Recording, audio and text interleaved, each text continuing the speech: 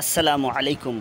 মাননীয় প্রধান উপদেষ্টার কাছে আমাদের বিনীত নিবেদন, আমরা যারা দুর্বল ব্যবসায়ী আছি, যারা ছোটোখাটো ব্যবসায়ী আছি, তাদের পক্ষ থেকে আমাদের জোর আহ্বান, বিনীত নিবেদন যে ট্রেড লাইসেন্সের উচ্ছের কর কমানোর জন্য 2019 সালের জুন থেকে কে বা কারা সরকারকে খুশি করার জন্য বা উপরের মহলের লোকদেরকে খুশি করার জন্য আর জনগণের দিকে না তাকিয়ে, জনগণের দুর্দশার কথা না ভেবে, ব্যবসার কথা না ভেবে 500 টাকার উচ্ছের করের জায়গায় 2500 টাকা বাড়িয়ে 3000 টাকা উচ্ছের কর করে।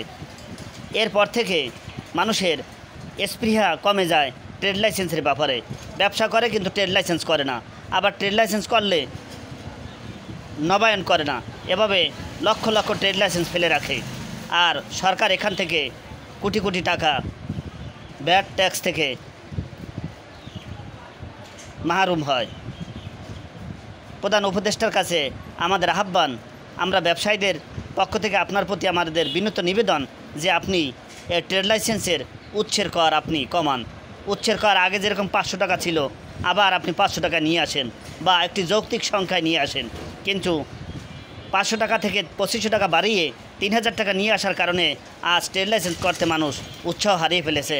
আমাদের কষ্ট আছে, প্রতি বছর আমাদের ছোটোখাটো একটি ট্রেড লাইসেন্স অন্তত 7000 টাকা গণা লাগে।